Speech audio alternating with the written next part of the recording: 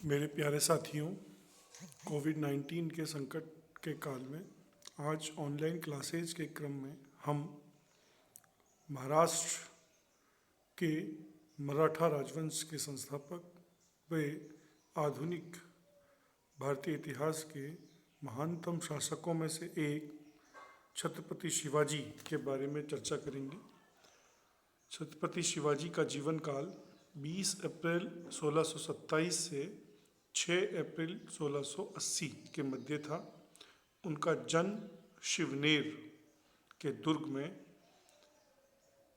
उनके पिता शाहजी भोंसले, जो आरंभ में अहमदनगर साम्राज्य की सेवा में प्रधानमंत्री के पद पर थे, लेकिन बाद में अहमदनगर के मुगल साम्राज्य में शामिल होने के कारण वह शेष भूमिका बीजापुर की सेवा में गुजारते हैं।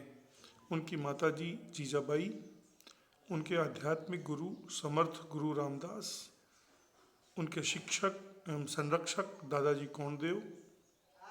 शिवाजी का आरंभिक जीवन अपनी माता व संरक्षक के साथ किसान के रूप में पुणे की पैतृक जागीर में गुजरा। संभवतः इसीलिए मलिक अंबर, जो कि अहमदनगर के प्रधानमंत्री थे, के प्रभाव से मराठा क्षेत्र में रैयतवाड़ी बंदोबस्त तथा छापामार युद्ध प्रणाली की शुरुआत का श्रेय उन्हें दिया जाता है। उनकी राजधानी रायगढ़ थी। उनके 2 पुत्र थे, एक संभाजी, एक राजा राम। मुगल सेना के साथ उनका प्रथम युद्ध 1657 में हुआ। शिवाजी के सौतेले भाई एकोजी का अधिकार तमिलनाडु के तंजौर क्षेत्र पर था।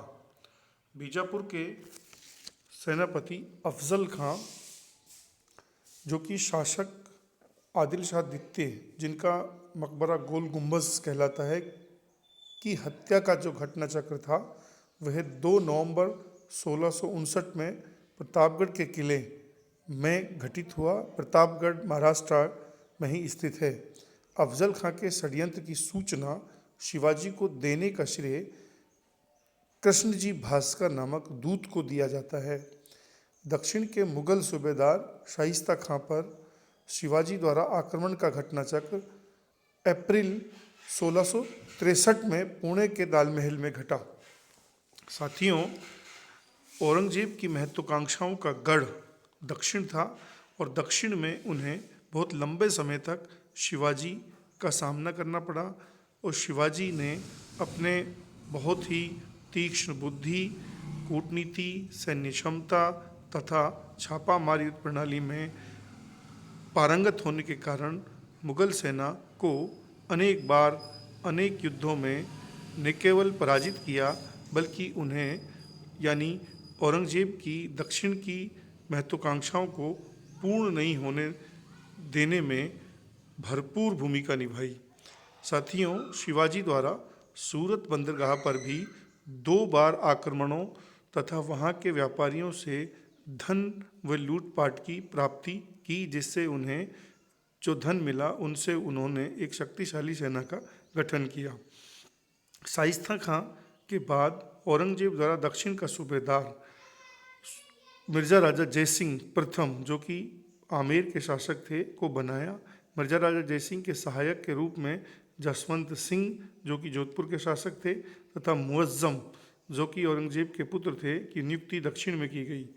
पुरंदर की संधि 11 जून 1665 में शिवाजी एवं मिर्जा राजा जयसिंह प्रथम के मध्य हुई और माना जाता है कि शिवाजी द्वारा इसी संधि के तहत मुगल अधीनता स्वीकार की गई, जिसमें उन्होंने अपने 35 में से 23 दुर्ग मुगलों को सौंपे।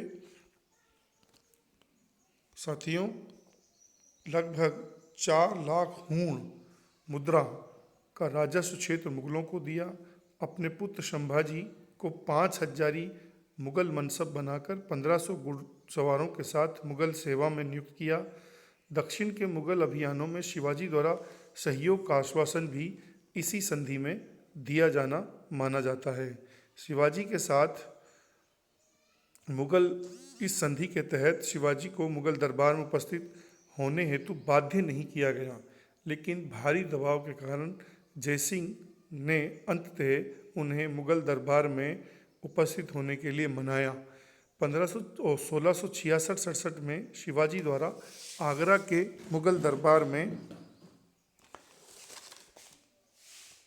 उपस्थित होने यथोचित आदर सत्कार नहीं मिलने पर शिवाजी के भागने, फिर मिर्जा राजा जयसिंह के पुत्र राम सिंह के संरक्षण में उन्हें पकड़कर आमेर महल, जो कि बाद में जयपुर महल के नाम से प्रसिद्ध हुआ, नज़रबंद करने, लेकिन अंततः अपने स्थान पर हीरो जी को रखकर शिवाजी के भागने का जो घटना चक्र था उसने मुगल और शिवाजी के मध्य जो संबंध थे उनकी खाई को और चौड़ा कर दिया।